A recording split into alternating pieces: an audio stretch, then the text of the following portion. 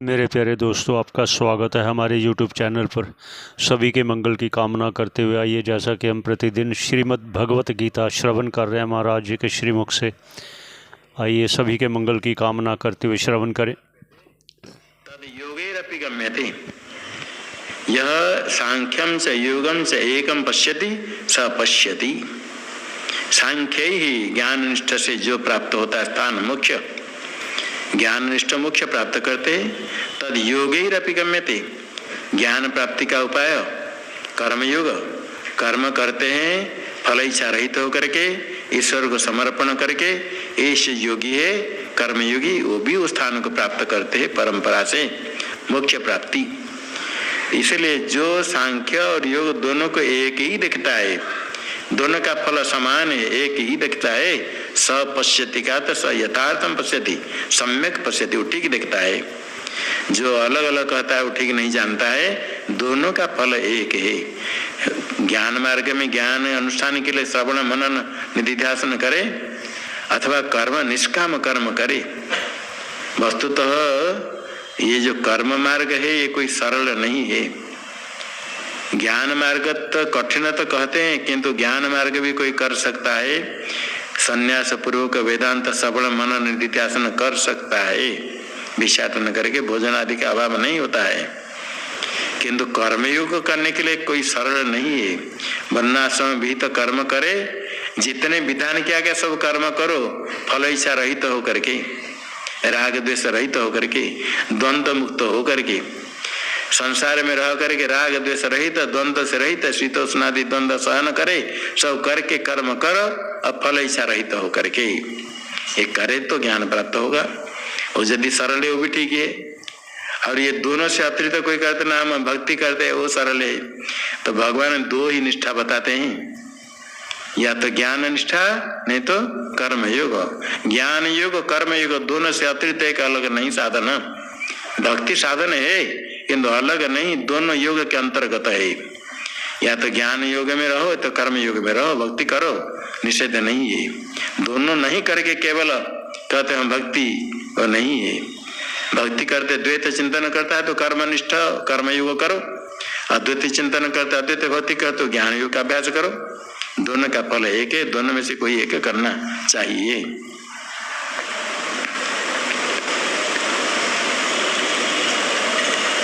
तो फिर संन्यास को श्रेष्ठ क्यों कहा कर्म योग की अपेक्षा? और ज्ञान योग से कहने से साक्षात मोक्ष प्राप्त होता है। तो ये केवल कर्म संन्यास और कर्म योग दोनों को लेकर के ये प्रश्न है।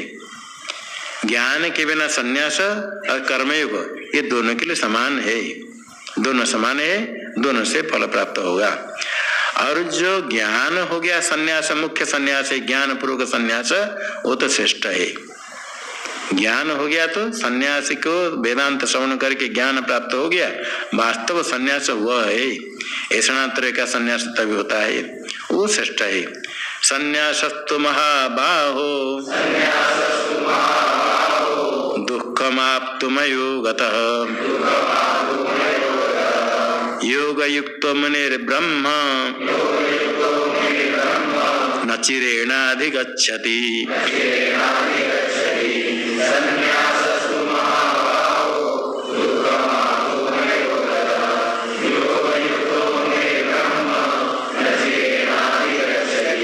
संन्यासत्व कह करके यहाँ मुख्य संन्यास के लिए कहते हैं।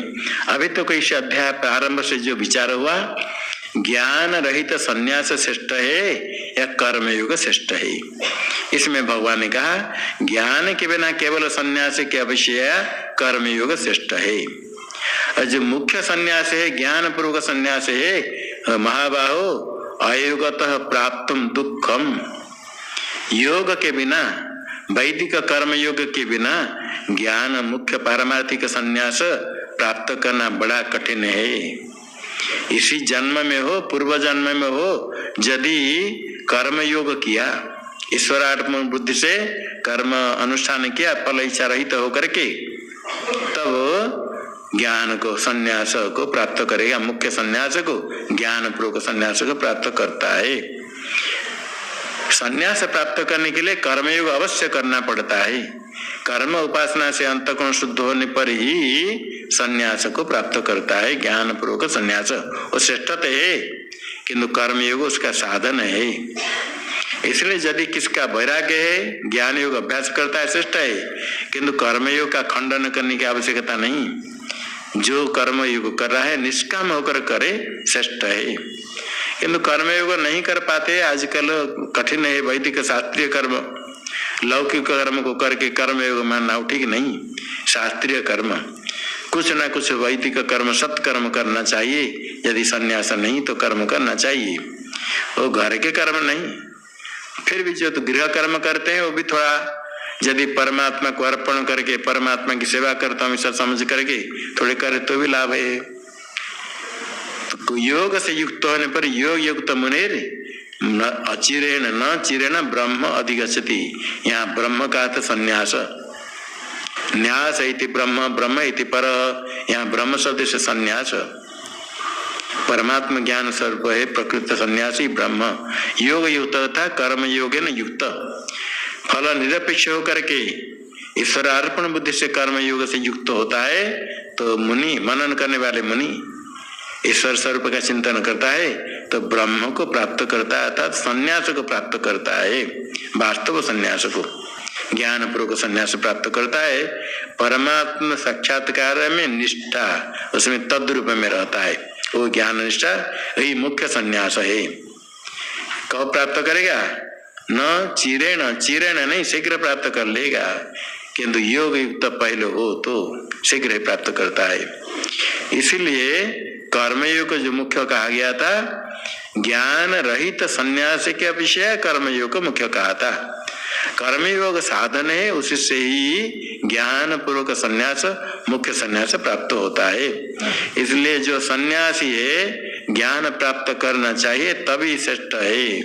ज्ञान के बिना केवल सन्यासी निकृष्ट है। अपने को बड़ा मान करके रहने से ही ज्ञान प्राप्त करना चाहिए। ज्ञान प्राप्त होने के लिए उसका साधन श्रवण मनन निधिध्यासन आवृत्ति करते रहे, साक्षात्कार होने तक।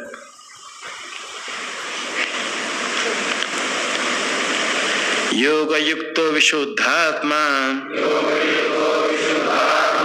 विजितात्मा जितेन्द्रिय, सर्वभूतात्म भूतात्मा, कुर्वन्नपि न लिप्यते।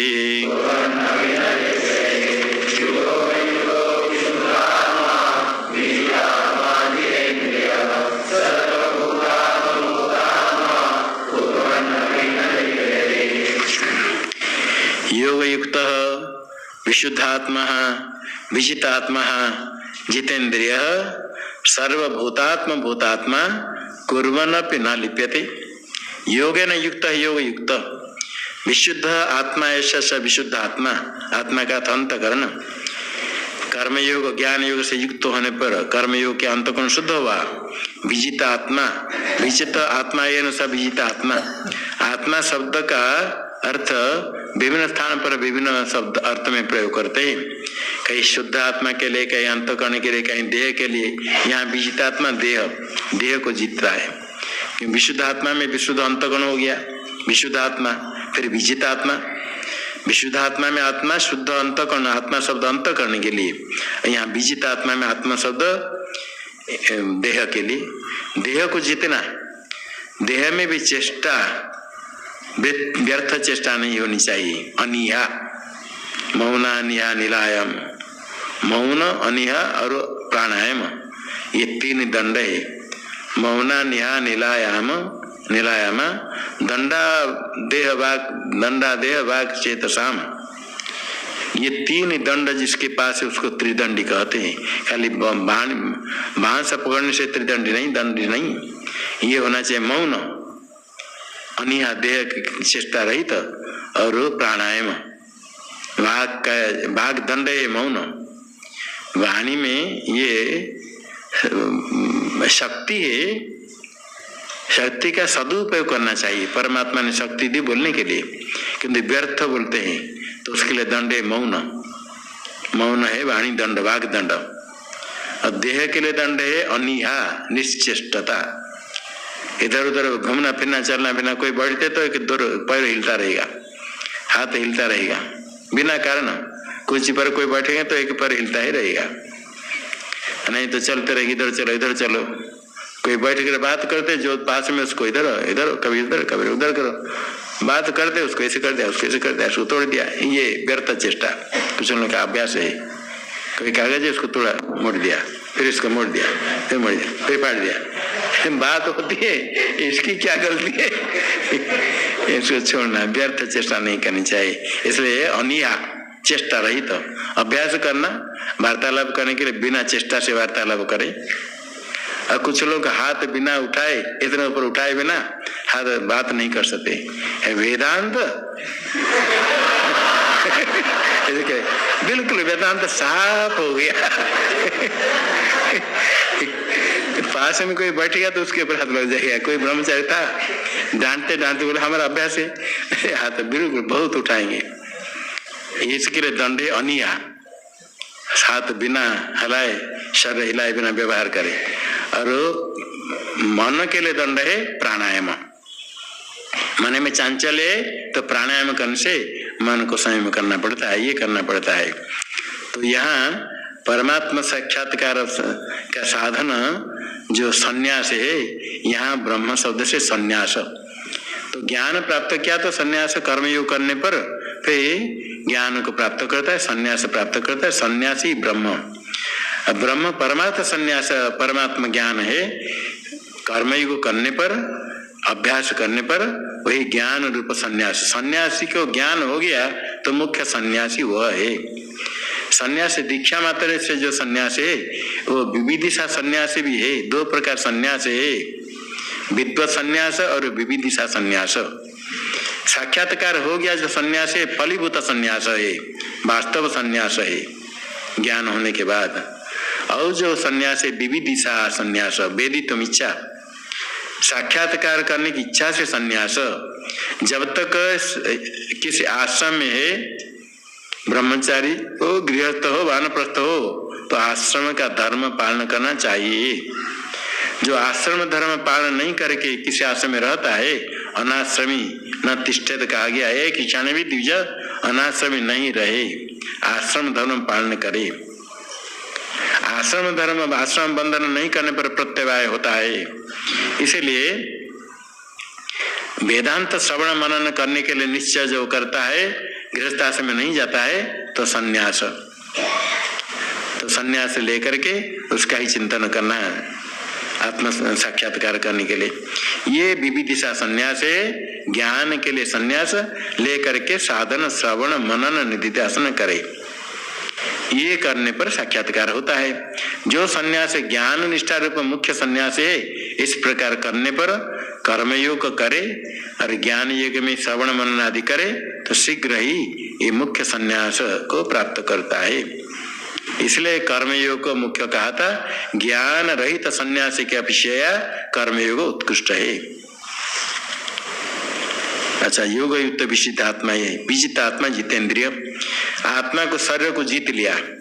शरीर को जीतने का था चेष्टा नहीं करके रहा। जितेंद्रिय, जीतानि इंद्रियानि ये न स जितेंद्रिय, देह में अनिहा चेष्टा रहित रहना चाहिए। अंतःकरण शुद्ध हो, इंद्रियों को जीत ले, तब वो कुर्बन अपि न लिप्यते, करता हुआ लिप्त नहीं होता है ज्ञानी। बाहरी दृष्टि से, अन्य के दृष्टि से कर्म करता है, स्वदृष्टि से कर्म नहीं, क्योंकि आत्मा निष्क्रिय है, व्यापक है, उसमें कर्म होता ही नहीं है। और जिसमें कर्म होता है उसमें अहम बुद्धि नहीं है, इसलिए अज्ञानी के दृष्टि से कर्म करता हुआ भी लिप्त नहीं होता है। उस समय उसकी स्थिति कैसा है? सर्वभूतात्म भूतात्मा, सर्वभूतानाम आत्मभूत आत्मा यस्य, जिसका आत्मा सर्वभूत का आत्मा एक ही है, एक एव ही भूतात्मा, भूते भूते व्यवस्थित, सर्वत्र एक ही आत्मा है। एकता बहुधा चैव दृश्यते जलचंद्रवत, सारे जीव के आत्मा एक ही है, अनेक नहीं है। एक ही चंद्र आकाश में है, किंतु हजारे घड़े में जल रखेंगे तो हजार प्रतिबिंब है, लाख करोड़ घड़े में जल रखें तो लाख करोड़ प्रतिबिंब है। बिंब एक है। इसी प्रकार जिस प्रकार आकाश भी एक है, सबके अंदर बाहर एक ही आकाश है। जल में आकाश का प्रतिबिंब दिखता है, जितने स्थान में जल रखो इतने प्रतिबिंब दिखेगा चंद्र नक्षत्र आदि के साथ, किंतु एक ही आकाश है। ठीक इसी प्रकार सर्वेषां भूतानाम आत्मा एक ही है। जब ज्ञान हो जाता है वो देखता है अहम अस्मि परम ब्रह्म, एक ही आत्मा जो बिंब रूप आत्मा में हूँ। वो एकधा बहुधा चैव दृश्यते जल चंद्रवत। आकाश में चंद्र एक है, अनेक घड़ा में प्रतिबिंब यदि 1000 हो जाएंगे, आकाश में चंद्र एक रहेगा, 1000 हो जाएगा, एक ही है। जितने घड़ा रखो आकाश में एक है, बिंब रूप चेतन एक है, प्रतिबिंब बनाना है। ये सब जितने बैठे सब घड़ा समझ लो शरीर को, और घड़ा के अंदर जल जैसे प्रतिबिंब करने के लिए सबके अंदर अंत करने है, तो उसमें आत्मा का प्रतिबिंब होता है, चिदाभास कहते हैं। चिदाभास अनेक है, चेतन आत्मा एक है। जिस प्रकार आकाश आपके अंदर भी है बाहर भी है, सर्वत्र है, इसी प्रकार चेतन सर्वत्र है, अंदर भी है बाहर भी है, एक ही है। जब ज्ञान हो जाता है वो अहम बुद्धि करता है, देह में नहीं, देह परिच्छिन्न आत्मा नहीं, व्यापक आत्मा में हूँ, वही ब्रह्म है, बिंब रूप आत्मा सर्वव्यापक। चिदाभास में अहम बुद्धि होती है, आत्मस्वरूप के ज्ञान नहीं होने से जैसे आकाश हो तो ऊपर दिखता है, घड़ा में जल रखने पर प्रतिबिंब होता है, बच्चा दिखाता है घड़ा में आकाश है। जो आकाश वास्तव है घड़ा के अंदर भी है बाहर भी है, उसको नहीं देख पाता है, नहीं जान पाता है, प्रतिबिंब को आकाश समझता है। इसी प्रकार अज्ञानी ये शुद्ध चेतन सर्वव्यापक है आत्मा, उसको नहीं जान करके जो अंतकरण बुद्धि में चेतन का प्रतिबिंब है चिदाभास, उसको मानता है मैं आत्मबुद्धि करता है।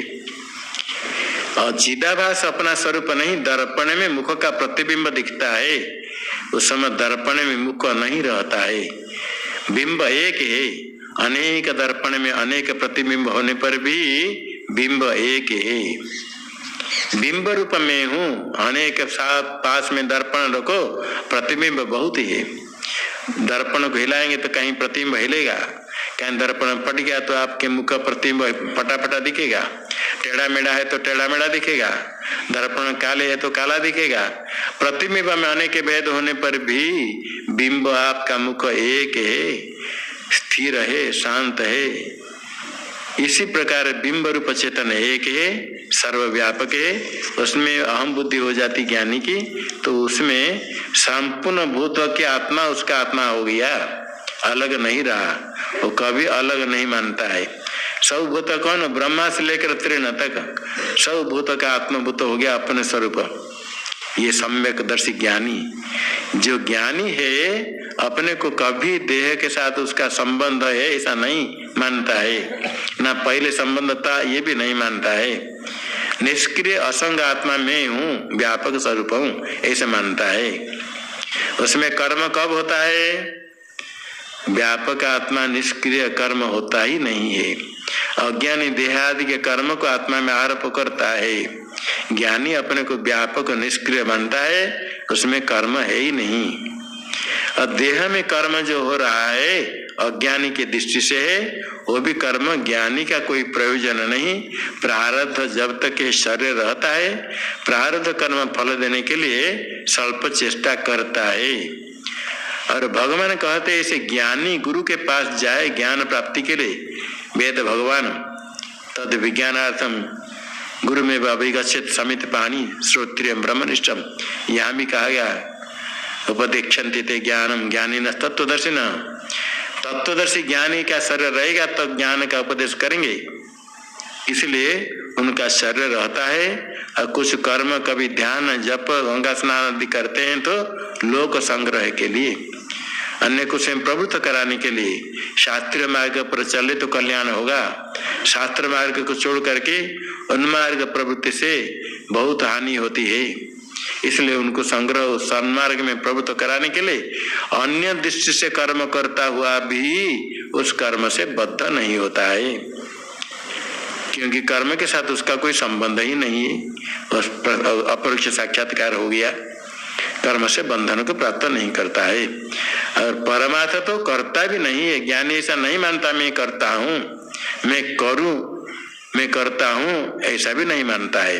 वो स्वभाव से होता है, कुछ कर्म हो जाता है, प्रारब्ध के अनुसार शरीर में प्रवृत्ति होती, ईश्वर इच्छा से कुछ कर्म होता है। कर्म होने पर भी कभी नहीं मानता कि मैं करता हूँ। आगे कहते हैं नैव किंचित करोमीति युक्तो मन्येत तत्त्ववित्।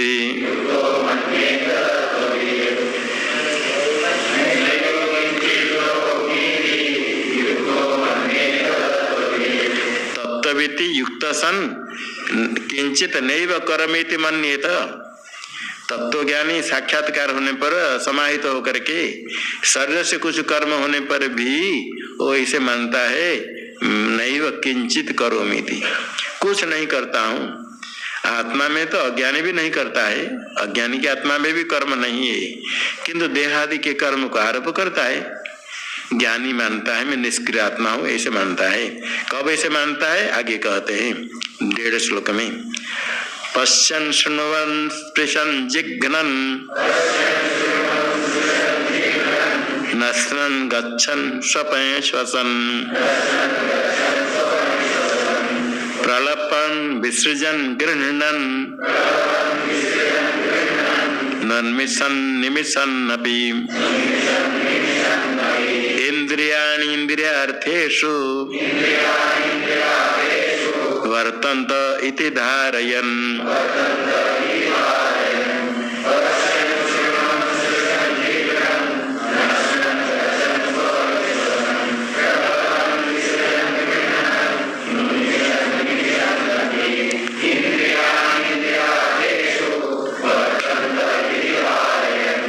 ज्ञानी इतने करते हुए मानता मैं कुछ नहीं करता हूँ। लोग देखते हैं, ज्ञानी देखता है, चलता है, सुनता है, स्पर्श करता है, खाता है। पश्यन देखता हुआ, शृण्वन सुनता हुआ। जिसको ब्रह्म ज्ञान हो जाएगा वो आगे कुछ है देख सकता है। कोई कुछ बोलेंगे तो शिष्य कुछ बोलेगा तो सुन सकता है, तो ब्रह्म हो गया, निष्क्रिय हो गया तो ना देखेगा ना सुनेगा। ठीक है, अपने दृष्टि से कुछ नहीं करे, किंतु अज्ञानी देखते हैं, देखता है, सुनता है, स्पर्श करता है, गंध ग्रहण करता है, जिघ्रन स्नान खाता हुआ, गच्छन चलता भी है, सपन सोता है, श्वसन श्वास प्रश्वास भी करता है, प्रलापन प्रलाप करता है, कभी विसर्जन मल त्याग करता है, ग्रहण हाथ से ग्रहण करता है, उन्मिषण आंख खोलता है, निमिषण बंद करता है, आंखें में कभी बंद कभी खोलता है। ये सब करते हुए भी वो क्या करता है? मानता है इंद्रियाणि इंद्रियार्थेषु वर्तन्ते इति धारयन्। ये उसका निश्चय करता है इंद्रिय ही विषय में प्रवृत्त होती है। अज्ञानी चक्षु के साथ अहम बुद्धि करके अहम पश्यामि, मैं देख रहा हूँ, अहम शृणोमि, कभी तो करता है अहम मनुष्य। जो अहम मनुष्य से कहते तो देह में अहम बुद्धि, अहम पश्यामि अहम शृणोमि कहते तो इंद्रिय में अहम बुद्धि है, और मन में अहम बुद्धि है तो अहम सोचामि, प्राण में अहम बुद्धि है तो अहम जीवामि, बुद्धि में अहम बुद्धि है तो अहम निश्चिनोमि। ऐसे ही अहम बुद्धि करके प्रयोग करता है अज्ञानी। ये सब व्यापार करते हुए ज्ञानी जानता है ये सब इंद्रिय का व्यापार है। पश्यामि किम रूपम पश्यामि शब्दम शृणोमि, इसी प्रकार विषय को ग्रहण करते तो इंद्रिय के विषय में इंद्रिय है, इंद्रिय का संबंध इंद्रिय के विषय में है, मेरा नहीं है, मैं तो आत्म तत्व निष्क्रिय हूँ। ऐसा निश्चय करते हुए ये सब करते हुए भी देखता है कि नैव किंचित करोमीति, करते हुए भी कहता मैं नहीं करता हूँ। ये जो कहा गया है वास्तव ऐसा हो, करते हुए भी अपने देखे नहीं करता हूँ। लोगों को बोलने के लिए करते हुए नहीं करता हूँ। महात्मा थोड़ा सुनना क्या है प्रवचन, पान खाता है तो बजे पान क्यों खाते आप ज्ञानी? ना ये तुम्हारी भ्रांति है, नहीं वो किंचित करोमीति, मैं कुछ नहीं करता हूँ। तो वेदांत क्या उपदेश करने के लिए तो सरल है, सब करे, कहते नहीं वो किंचित करोमि, कुछ नहीं करता हूँ। नहीं तो अज्ञानी लोग ऐसे भ्रांति, तुम्हारी भ्रांति तो हमारे क्या दोष है। मैं तो व्यापक आत्मा हूँ। ये नहीं, दूसरे को कहने से कोई लाभ नहीं। तो उसको तो शिक्षा दूसरे लोग तो नहीं देते हैं, दूसरे लोग तो श्रद्धा से पूजा करेंगे, मान लेंगे, किंतु फल मिलेगा, फल अच्छा फल मिलता है। फिर कुत्ते बन करके उनकी सेवा करनी पड़ती है, गधे बन करके पत्थर ढोना पड़ता है, फिर बाद में नरक में तो शिक्षा देने वाले अच्छे अच्छे गुरु होते हैं, वो तो वाणी से नहीं शिक्षा देते हैं, लोहे के डंडे से, और बहुत प्रकार कष्ट है। तो ये सब दूसरे को ठगने के लिए नहीं, ऐसे करते हुए निश्चय कर मैं नहीं करता, युक्त तो मन्य तो ऐसे मन निश्चय मनन है, मान्यता का तो बुद्धि तो जाने अनुभव करे मैं नहीं करता हूँ। देखो ऐसा अनुभव होता है नहीं, देखते रहे और अनुभव कर मैं नहीं देखता हूँ, नहीं करता हूँ, ये अनुभव हो। और देखते हैं तो नहीं देखता हूँ, शब्द से तो कहना सरल है, खाते भी जाए नहीं खाता हूँ, नहीं खाता हूँ अगर खाते जाए ये तो कोई बच्चा भी कर लेगा, खाता भी रहे और कहते खाता नहीं हूँ। किंतु निश्चय से बुद्धि हो तभी होता है। देहादि में अहम बुद्धि नष्ट हो जाए तो विपरीत भावना की निवृत्ति के बिना ऐसा नहीं हो सकता है। शब्द से कहना से तो हो जाएगा, बच्चा भी कह देगा, किंतु विपरीत भावना निवृत्ति करने के लिए श्रवण मनन के बाद निधिध्यासन करना पड़ता है लगातार। तो देह में अहम बुद्धि नष्ट हो जाए तो देह की क्रिया को आत्मा में आरोप नहीं करेगा, इंद्रिय की क्रिया को, मन बुद्धि की क्रिया को आत्मा में आरोप नहीं करेगा। तो देह इंद्रिय आदि में क्रिया होते हुए भी देखता है मैं उनसे विलक्षण हूँ, व्यापक आत्मा हूँ, इसलिए मैं नहीं करता हूँ। ये बुद्धि तब होगी जब देह इंद्रिय मन बुद्धि प्राण में अहम बुद्धि नष्ट हो जाए। विचार करते करते विपरीत भावना समझे में आ जाता है, मैं देह नहीं हूँ, ये सब लोग समझ लेते हैं। मैं चक्षु नहीं हूँ ये भी कहेंगे, मैं मन नहीं बुद्धि नहीं ये भी समझ में आ जाता है, किंतु मैं कहते समय इनसे विलक्षण तत्व ऐसा निश्चय हो, इसमें अहम बुद्धि नहीं रहे, मैं मनुष्य हूँ या नहीं हूँ विचार करे, मैं कहते समय परिच्छन्न में अहम बुद्धि होती या नहीं होती। देखो यदि अभ्यास करते करते इसे हो जाए, देह में अहम बुद्धि नष्ट हो जाए, देह इंद्रिय आदि स्थूल सूक्ष्म कारण तीनों शरीर को अलग अलग समझे, अलग अलग उसका स्वभाव स्वरूप समझे, ये मैं नहीं हूँ, मेरा शरीर मैं नहीं हूँ, मेरा जो है वो मैं नहीं हूँ, मेरे से भिन्न है। स्थूल शरीर भी आपका है, सूक्ष्म शरीर भी आपका है, कारण शरीर भी आपका है। स्थूल शरीर दिखता है, सूक्ष्म शरीर में ज्ञान इंद्रिय कर्म इंद्रिय 5 5 10 5 प्राण और मन बुद्धि, ये सूक्ष्म शरीर, ये सूक्ष्म शरीर आपका है, आप नहीं है। कारण शरीर अज्ञान, आपका अज्ञान, आप अज्ञान नहीं।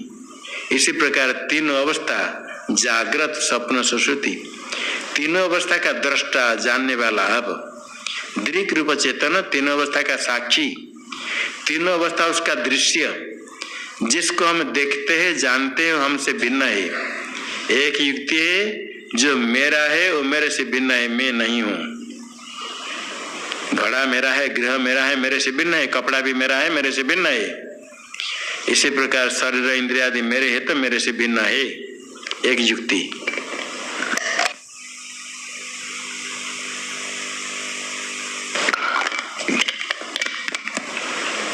दूसरी युक्ति है मैं इसको देखता हूँ। आप देखते हो पुष्प को, दिखता है, ये कौन, ये पुष्प आप लोगों को बताओ, अपने में कोई ये पुष्प है आपसे भिन्न है, आप है जिसको आप देखते हो आपसे भिन्न है। देखते हो तो जानते हो, पुष्प देखने केवल नहीं, नहीं देखने पर आप पुष्प हो जाते हैं क्या, जानते हैं पुष्प, जिसको हम जानते हैं हमसे भिन्न है, हम जानने वाले हैं। दृश्य होता है ज्ञेय, जानने वाला होता है दृक्। आप दृक् है या दृश्य है? जो आपके शरीर को दूसरा दिखता है तो आप दृश्य हो जाते हैं? नहीं, शरीर दृश्य होता है, आप दृश्य नहीं होते हैं, आप दृक् है। आपके शरीर को दूसरे देखते समय आप दृक् है या दृश्य है? दृक् है, आपका शरीर दृश्य है। शरीर आपका क्या, सबका शरीर दृश्य है। दृक रूप अलग है। तो दृक में हूँ, दृश्य सब कुछ। जागृत प्रपंच पूरा दृश्य है, स्वप्न प्रपंच पूरा दृश्य है, सुषुप्ति भी दृश्य है अज्ञान। स्वप्न प्रपंच से जगने के बाद स्वप्न प्रपंच का क्या आता है आपके साथ? आता है स्वप्न प्रपंच का स्मरण, स्वप्न प्रपंच में था स्मरण। स्वप्न प्रपंच में अनुभव हुआ था, अनुभव नहीं रहता है, अनुभव से संस्कार होता है तो स्मरण होता है। जिस प्रकार स्वप्न प्रपंच से आप भिन्न है, पूरा स्वप्न प्रपंच आपके दृश्य है। आप स्वप्न से जगने के बाद क्या आप रहते या नहीं रहते? स्वप्न प्रपंच का अभाव हो जाने पर आप रहते हैं? स्वप्न प्रपंच, स्वप्न देखते समय जागृत प्रपंच आपके साथ जाता है, नहीं जाने पर आप रहते हैं, तो आप उससे भिन्न हुआ ना। तो जागृत स्वप्न सुषुप्ति तीनों से भिन्न है, ये समझना। तीनों प्रपंच का हम दृक है, तीनों प्रपंच हमारा दृश्य है। जागृत स्वप्न सुषुप्ति तीनों अवस्था दृश्य है, मेरे से भिन्न है। ऐसे अभ्यास करते करते देहादि में अहम बुद्धि नष्ट हो जाए तो नैव किंचित करोमीति युक्तो मन्येत तत्त्वविति। भगवान कहते इसे अभ्यास करके विपरीत हानि निवृत्ति हो जाए।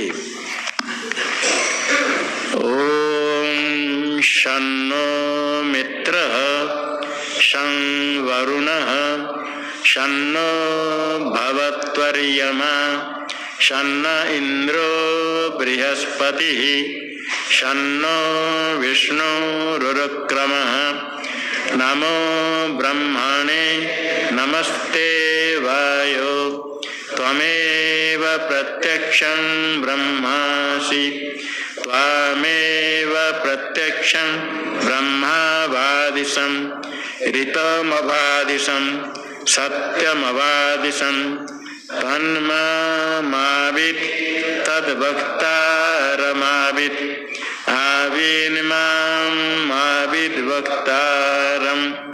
ओम शांति शांति शांति। मेरे प्यारे दोस्तों, आपका बहुत बहुत धन्यवाद श्रवण करने का। सभी के मंगल की कामना करते हुए यही विश्राम देते हैं। पुनः भेंट होगी, पुनः सभी के मंगल की कामना करते हुए यही विश्राम देते हैं। सभी का धन्यवाद श्रवण करने का।